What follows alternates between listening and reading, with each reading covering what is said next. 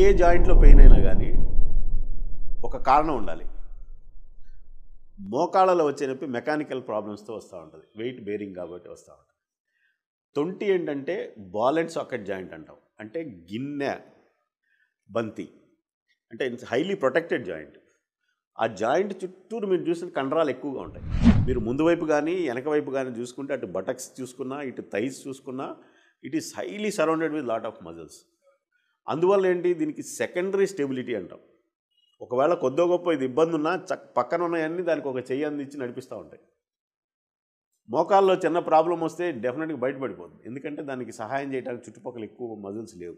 Hip problems వయసు రీత్యా hip అరిగిపోవడం అనేది చాలా తక్కువ ఇండియాలో, కానీ యంగ్ పీపుల్లో చాలా ఎక్కువగా చూస్తూ ఉంటాం.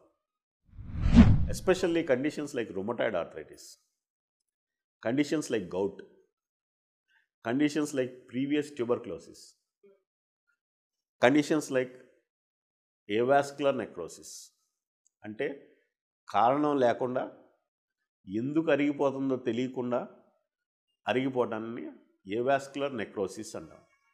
అంటే రక్త ప్రసారం తక్కువైపోయి బంతి మెత్తబడిపోయి షేప్ పోయి గిన్నె యొక్క షేపును కూడా ఆల్టర్ చేసుకుంటా ఆ రెండింటి మధ్య అరుగుదల డెవలప్ చేసే కండిషను ఏవాస్కులర్ నెక్రోసిస్.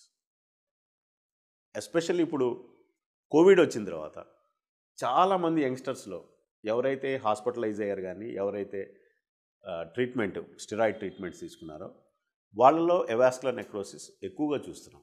కోవిడ్కి ఏవాస్కులర్ నెక్రోసిస్కి ఏంటి సంబంధం అని చూస్తే, కోవిడ్ వచ్చిన వాళ్ళందరికీ ఏవాస్కులర్ నెక్రోసిస్ రాదు. ఏవాస్కులర్ నెక్రోసిస్ రావడానికి steroid is one of the cause.